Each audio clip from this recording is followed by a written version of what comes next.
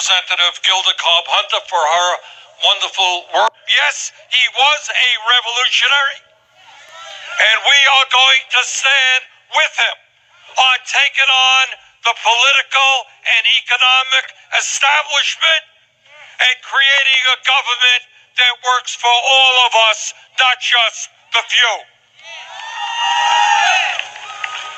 Now, Dr. King had many enormous accomplishments, Voting Rights Act, many other accomplishments. But he also was a man not only of accomplishment, but of extraordinary courage. I want to take you back to 1967. King had won the Pulitzer Prize, the Nobel Peace Prize. King was honored all over the world.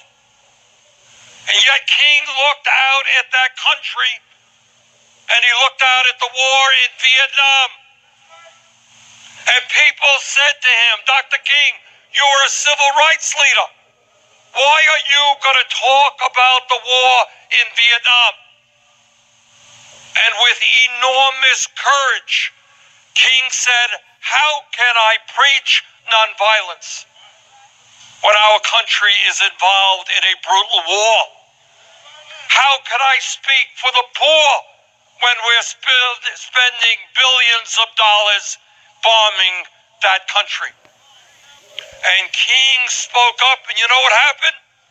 Editorial writer after editorial writer criticized him. Many of his liberal friends deserted him, and the President of the United States turned on him.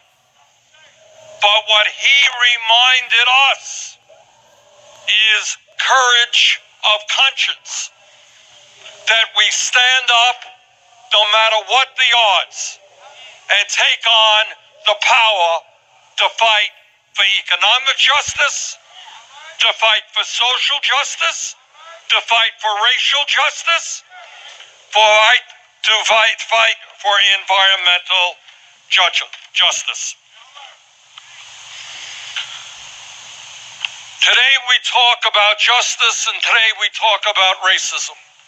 And I must tell you, it gives me no pleasure to tell you that we now have a President of the United States who is a racist. We have a President of the United States who has done something that no other president in modern history has done. What a president is supposed to do is to bring us together. And we have a president intentionally, purposely, is trying to divide us up by the color of our skin, by our gender, by the country we came from, by our religion. Now, everybody here knows that from the first days when the settlers came to this country and the terrible things they did to the Native Americans, everybody knows about the abomination of slavery and segregation. We know about the discrimination against Catholics and Jews and Muslims and Irish and Italian.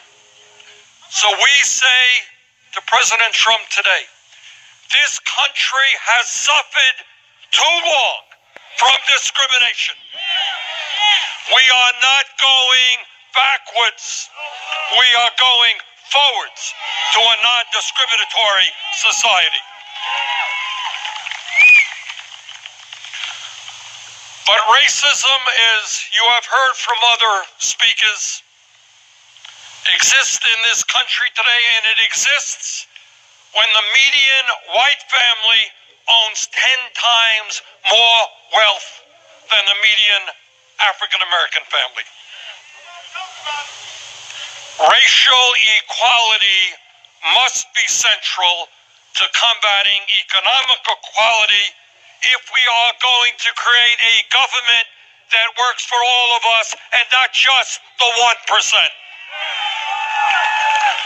Racism is alive when the United States Supreme Court and Republican governors make it harder for people of color to vote, and when they suppress the vote. And that is why I believe we need a constitutional amendment to guarantee every American the right to vote, and that we enact automatic voter registration. If you are 18 years of age, if you're black, if you're white, if you're Latino, you are registered to vote. End of discussion. Racism is alive and well when we have a broken criminal justice system and we have more people in jail than any other country on earth. We need in this country real criminal justice reform, and that means we need jobs and education for our young people, not more jails and incarceration. It means ending the cash bail system, which puts people in jail for the crime of being poor. Hundreds of thousands of people rotting in jail because they're poor and can't afford bail. It means ending the so-called war on drugs, which has caused so much pain and destruction in this country. It means ending private prisons. In America, you should not be making billions in profit by locking up and incarcerating your fellow Americans. It means when we talk about criminal justice reform, understanding that we need police reform and that lethal force is the last resort, not the first. Racism exists in our country when we have massive levels of health care disparity. When the infant mortality rates in the black community is more than double what it is in the white community, and death rates from cancer and almost every other disease is far higher for blacks than whites. In my view, not only do we have to expand primary health care throughout this country, and Congressman Clyburn and I have worked on it and are working on it now. We're going to have more community health centers in Vermont and South Carolina. But more importantly, in America, we have got to do what every other industrialized country does, guarantee health care to all as a right through a Medicare for all single-payer program. Racism is there when gentrification pushes out black renters, black homeowners, and black business owners from communities where their families have lived for decades. Racism is here when the United States of America has shamefully the highest rate of childhood poverty of any major country on earth, and 34% of black kids live in poverty. Racism is here when black schools are overcrowded, inadequately funded, and staffed with less experienced teachers, and when the African American young people dropout rate is much too high. In my view, we have got to understand that education is a human right, and that in the wealthiest nation in the history of the world, we should be providing quality health care to every child. And when we talk about education, which is the theme of today, we all know that the most important years of a child's life, of a human being's life, is 0 through 4. And that is why we need universal, affordable child care. When we talk about education, we understand that today a college degree is equivalent to what a high school degree was 50 years ago. It is not a radical idea to say that in a country which spends $700 billion a year on the military, which gives $1 trillion in tax breaks to the top 1% and large corporations, it is not a radical idea to say that we're going to make public colleges and universities tuition free, and that we're going to lower student debt for the millions of people, and that we are going to adequately fund the historically black colleges and universities in this country.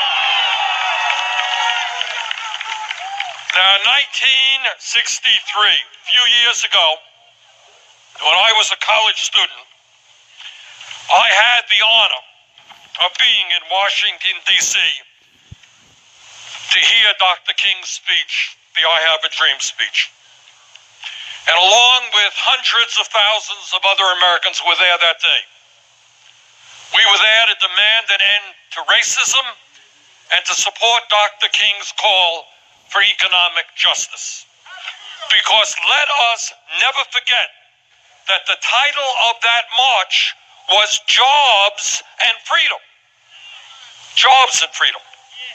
And I find it remarkable that 56 years after that march, many of the demands that Dr. King and others made are still demands that we have got to fight for today.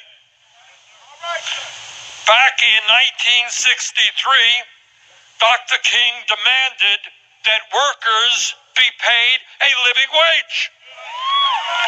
Today, we have got to fulfill that demand and raise that minimum wage to $15 an hour.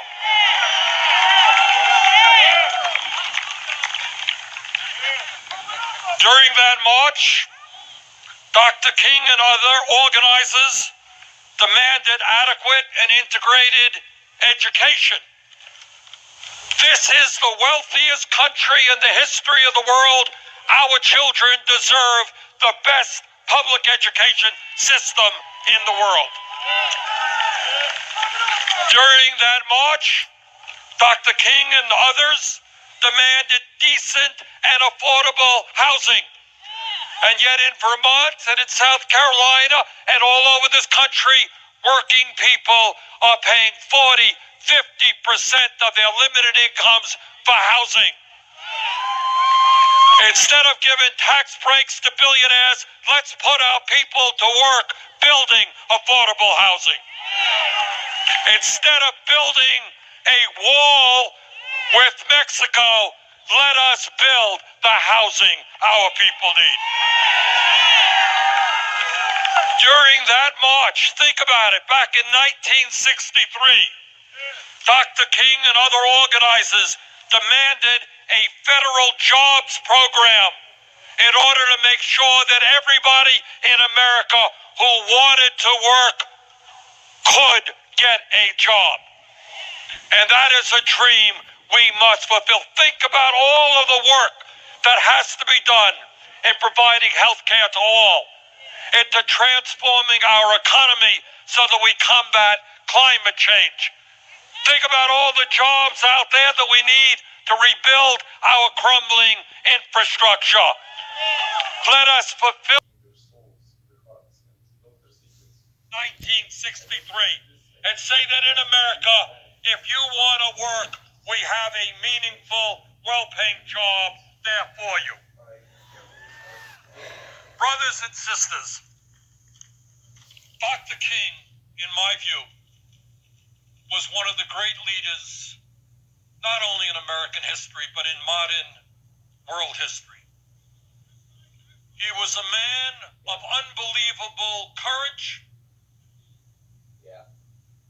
who understood not only that we have got to end racism, but that we need economic justice. remember where he was when he died. He was in Memphis, Tennessee, standing with exploited sanitation workers who were struggling for decent wages. Think of the work he was doing at the end of his life. What he was organizing was a poor people's march. Remember that? And what he said is, we are going to bring together black workers and Latino workers and white workers and Native American workers. And we are going to change the national priorities of this country so that in this country, justice rings out for all. That every American, regardless of the color of his skin, regardless of whether he or she is rich or poor, can have the quality of life that all human beings deserve. So today we are here not just to remember Dr. King, not just to honor Dr. King. We are here to feel his revolutionary spirit, to have the courage to take on the economic and political establishment, and to create the kind of nation we know we can become. Thank you all very much.